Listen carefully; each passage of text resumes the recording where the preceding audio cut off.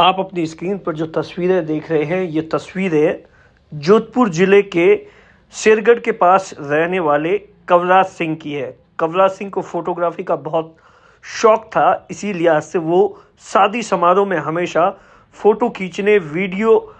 करने के लिए चला जाता था और खुशियों को अपने कैमरे में कैद करता था। और इसीलिए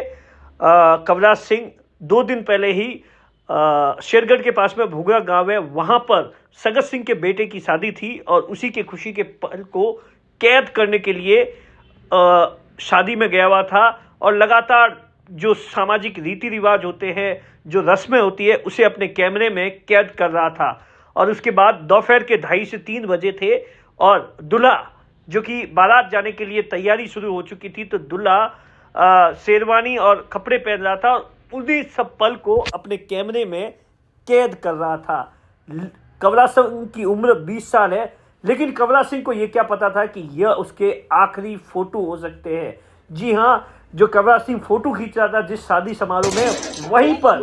अगले ही 1 सेकंड, पल भर के बाद में ही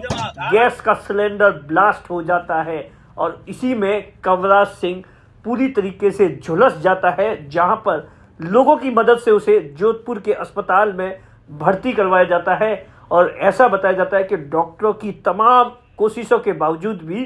कवराज सिंह इतना ज़्यादा झुलस गया था कि उसे बचा पाना डॉक्टरों के लिए नामुमकिन हो गया और करीब कई घंटों के बाद में कवराज सिंह की मौत हो गई। आप देखिए कि एक फोटोग्राफर शादी के समारोह में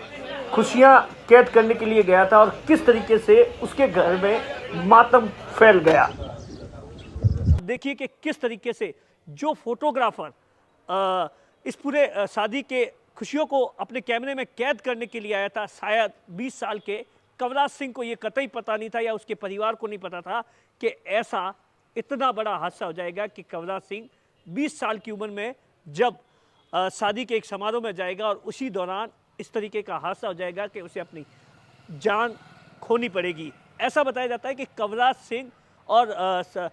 सिंह फोटोग्राफी के लिए वहाँ आया हुआ था और जो शादी की जो तमाम जो 2-3 दिन से जो रीति रिवाज चल रहे थे उसे अपने कैमरे में कैद कर रहा था। और बारात, जो दूल्हा है, वो तैयार हो गया था और उसी के फ़ोटो खींच रहा था और इसी दौरान अचानक ही ब्लास्ट हो जाता है और उसमें कवराज सिंह सहित 60 लोग, चाहे वो बच्चे हो, महिलाएं हो, बुजुर्ग हो, सगत सिंह। ऐसा बताया जाता है कि दूल्हे को तैयार करने के लिए उसका एक दोस्त है, वो आसपास के किसी गांव से आया था, वो भी इस ब्लास्ट के अंदर झुलस गया है, जिसका इलाज जोधपुर के अस्पताल में चल रहा है।